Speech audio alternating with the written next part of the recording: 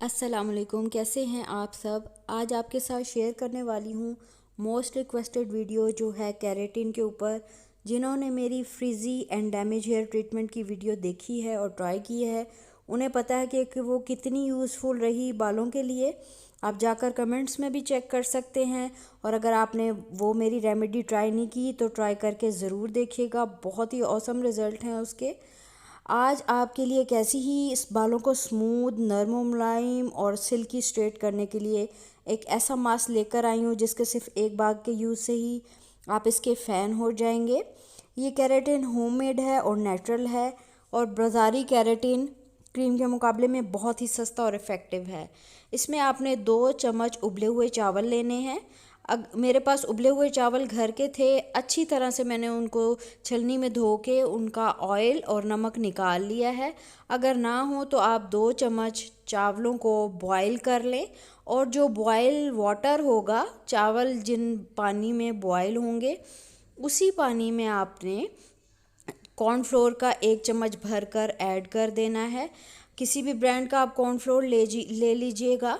तो मैंने यहाँ पर कॉर्नफ्लोर ऐड कर दिया है और इसे हार्डली 1 से 2 मिनट पकाऊंगी, और उसके बाद ये आपका जो है मिक्सचर रेडी हो जाएगा। याद रहे कि अगर आपके पास पके हुए घर के चावल है तो उसका अच्छी तरह से ऑयल और नमक निकाल लेना है, वरना आप फ्रेश राइस को पका लीजिएगा और उसी राइस के वाटर में ही आप 1 चम्मच कॉर्नफ्लोर डाल के अच्छी तरह से इस तरीके से पका लीजिएगा। राइस का वाटर आप नहीं फेंकिएगा, बालों के लिए बहुत अच्छा होता है।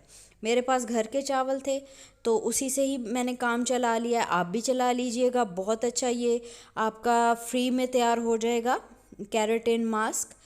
इस सब मिक्सचर को 1-2 मिनट पका लेने के बाद थोड़ा सा ठंडा हो जाए तो मैं इसे अच्छे तरीके से हैंड ब्लेंडर में डाल लूँगी, और साथ ही यहाँ पर मैं ऐड करूँगी 1/4 कप दूध का, यानी कि मिल्क।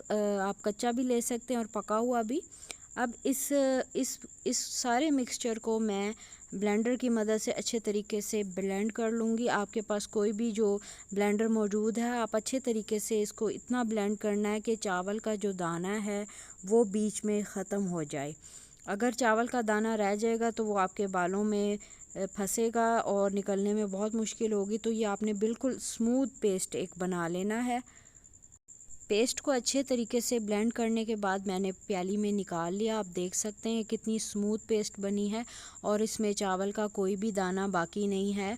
अगर आपको ये पेस्ट बहुत ज़्यादा थिक लग रही है तो इसमें आप और ज़्यादा मिल्क ऐड कर सकते हैं। अब मैं इसमें जो चीज़ ऐड करने जा रही हूँ वो है ग्लिसरीन। ग्लिसरीन आप अपने बालों के हिसाब से ऐड कर सकते हैं। अगर आपकी बालों की लेंथ बहुत ज़्यादा है तो आपने 4 से 5 टेबल स्पून ऐड करना है। मैं मीडियम लेंथ के हिसाब से ऐड कर रही हूँ और मैं इसमें 2 टेबल स्पून ग्लिसरीन के ऐड करूँगी। ग्लिसरीन आपके बालों में मॉइस्चर को लॉक करके आपके बालों को स्मूथ करके और सिल्की बनाने में बहुत ज़्यादा हेल्प आउट करती है। इसके अलावा जो इसमें नेक्स्ट चीज़ जाएगी वो है कैस्टर ऑयल, यानी कि अरंड का तेल। कैस्टर ऑयल जो है ये भी बालों में बहुत ज़्यादा शाइन लेके आता है। बालों के हेयर ग्रोथ के लिए बहुत ज़्यादा अमेजिंग हेयर ऑयल है। मॉइस्चर को लॉक करता है, शाइनिंग में बहुत ज़्यादा हेल्प करता है। इसकी जितनी भी तारीफ़ की जाए कम है, चाहे फेस के लिए हो चाहे बालों के लिए हो। 1 चम्मच मैंने इसमें कैस्टर ऑयल ऐड कर दिया है। आप अपने बालों के हिसाब से इस पेस्ट को ज़्यादा कम बना सकते हैं। मैंने मीडियम लेंथ के लिए ये पेस्ट रेडी किया है। अच्छे तरीके से इन चीज़ों को आपने मिक्स करना है।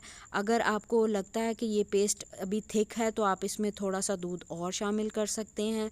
लगाने का तरीका यही है कि आपने नहाने से 1 घंटा पहले या 2 घंटे पहले इसे अच्छे तरीके से अपने बालों को हल्का सा स्प्रे बॉटल से गीला करके बालों में अप्लाई कर अच्छे तरीके से आपने रूट से एंड तक अच्छे तरीके से लगाना है। ऊपर से नीचे तक थोड़े थोड़े बालों को लेकर अप्लाई कर लें, और उसके बाद आप शावर कैप पहन लें या वैसे ही बालों का जूड़ा बना लें।